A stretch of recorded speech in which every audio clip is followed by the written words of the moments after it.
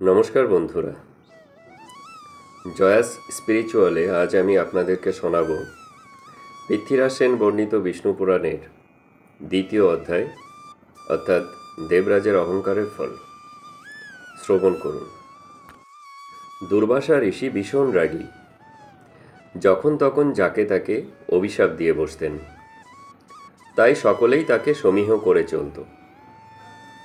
রাগে অন্ধ হয়ে একদিন দুর্বাসা চলেছেন এক বনের মধ্য দিয়ে। চলতে চলতে হঠাৎই ফুলের গন্ধ নাকে এলো। গন্ধ অনুসরণ করে এগিয়ে চললেন তিনি। দেখতে পেলেন এক বিদ্যাধরীর হাতে একটি সুন্দর ফুলের মালা। সেই মালা থেকেই এত গন্ধ বেরিয়ে আসছে। ঋষির খুব লোভ হলো মালাটির উপর। বললেন তিনি, এই মালাটি খুব সুন্দর আর গন্ধে চারিদিকে আমোদিত, তাই এটি নিতে ইচ্ছা করছে। যদি কোনো অসুবিধা না থাকে তাহলে আমাকে মালাটি দাও। ঋষির কথায় বিদ্যাধরী মহা সমস্যায় পড়লেন। এখন তিনি কি করবেন? এই ঋষি এত রাগী, না দিলে আবার শাপ দিয়ে দেবেন। অথচ এমন শখের জিনিস দিয়ে দিতে ইচ্ছা নেই, এখন না দিলেও নয়। তাই ইচ্ছা না থাকা সত্ত্বেও প্রণাম জানিয়ে মালাটি দিয়ে দিলেন তিনি। মহর্ষি দুর্বাসা মনের আনন্দে মালাটি নিয়ে চললেন। মালাটি গলায় পরে দেখলেন বেশ সুন্দর দেখাচ্ছে। তারপর ভাবলেন, না, আমি একজন ঋষি, ঋষির গলায় মানায় না এই মালা। তখন তিনি মালাটি খুলে মাথার উপর জটায় জড়িয়ে নিলেন। তারপর আবার নিজের পথ ধরলেন। পথে যেতে যেতে দেখলেন দেবরাজ ইন্দ্র আসছেন ঐরাবতে চড়ে। দেবরাজ কাছাকাছি আসতেই দুর্বাসা তার জটা থেকে মালাটি খুলে নিয়ে ইন্দ্রর দিকে ছুড়ে দিলেন। দেবরাজ সেই মালাটি হাতে ধরে নিয়ে ঐরাবতের সুরে জড়িয়ে দিলেন। পশুজাতি সুন্দর গন্ধযুক্ত অপরূপ মালার কদর করবে কেমন করে? ঐরাবত মালাটি ফেলে দিল মাটিতে, তারপর পা দিয়ে চলে গেল। ইন্দ্র ও তার হাতির এমন ব্যবহার দেখে দুর্বাসা রেগে গেলেন। এত বড় স্পর্ধা যে আমার দেওয়া মালাকে অসম্মান জানিয়ে ফেলে দিল হাতির সুরে, আর সেই ঐরাবত কিনা তা মাটিতে ফেলে দিয়ে পা দিয়ে চলে গেল। স্বর্গের রাজা হয়ে এত অহংকার ইন্দ্রের! আমি শাপ দিচ্ছি, তোর সর্বনাশ হবে, লক্ষ্যহীন হবি তুই। আমাকে সাধারণ ব্রাহ্মণ ভেব না ইন্দ্র, আমি হলাম দুর্বাসা। ত্রিভুবনে সবাই আমাকে সম্মান দেখায়, আর তুমি কিনা আমাকে অসম্মান করলে। দুর্বাসার অভিশাপবাণী শুনে ইন্দ্র যেন সম্বিত ফিরে পেলেন। হাতির পিঠ থেকে অবতরণ করে ভূতলে মুনির পায়ে পড়ে বললেন, হে মহর্ষে, আমি মহা অপরাধ করেছি, আমাকে ক্ষমা করুন। দুর্বাসা বললেন, না না, আমার কাছে কোনো ক্ষমা হবে না। আমাকে অসম্মান করে ক্ষমা চাইলেও পার পাবে না। বিপদে পড়লেন ইন্দ্র। ঋষির বাক্য অব্যর্থ। সামান্য একটা ভুলের জন্য তাকে হতে হবে লক্ষ্যহীন? লক্ষ্মীই তো সব। এতদিন স্বর্গে লক্ষ্মী অচঞ্চলা হয়েছিলেন, এবার তিনি ইন্দ্রকে ছেড়ে চলে যাবেন। এখন ঋষির শাপে ফলভোগ করতে হবে। তবুও ভাবলেন তাকে শান্ত করে যদি ফলভোগটা কমানো যায়।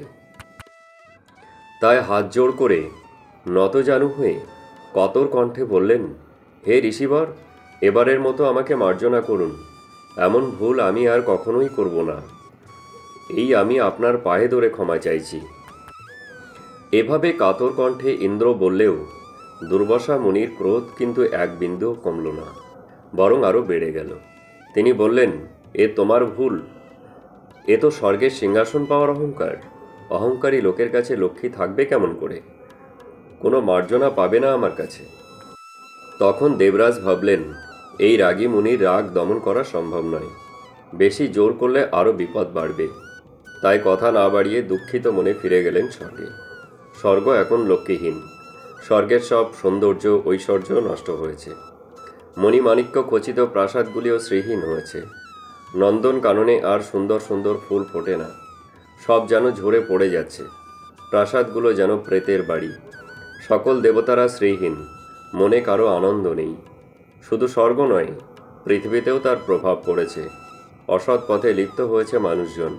পরস্পর পরস্পরের প্রতি কত ভালোবাসা ছিল তা যেন একদম উঠে গেছে। সবাই যেন হিংস্র হয়ে উঠেছে। এতে অপূর্ব সুযোগ এলো অসুরদের।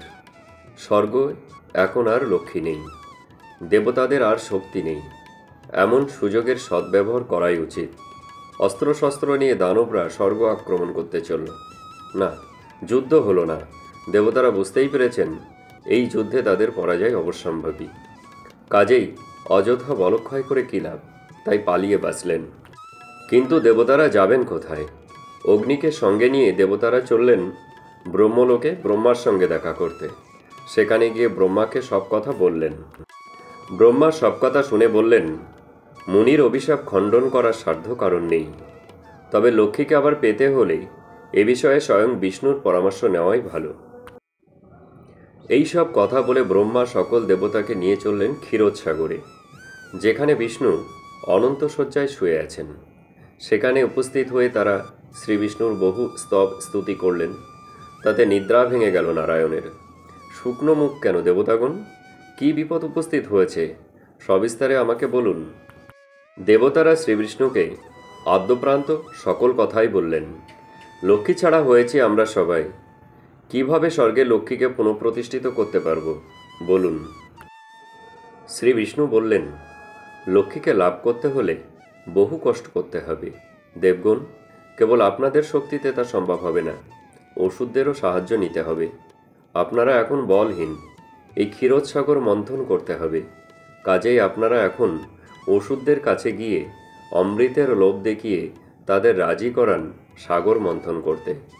মন্দারগিরিকে দণ্ড করে নাগরাজ বাসুকীকে মন্থন দড়ি করে সমুদ্র মন্থন করতে হবে। সাগর মন্থন করার পর অমৃতসমা লক্ষ্মীদেবী সাগর থেকে উত্থিত হবেন। এই কাজে আমিও সাহায্য করব। তারপর দেবতারা ওষুধদের সাহায্যে সমুদ্র মন্থন করে অমৃতসহ লক্ষ্মী লাভ করে পুনরায় স্বর্গরাজ্য অধিকার করলেন।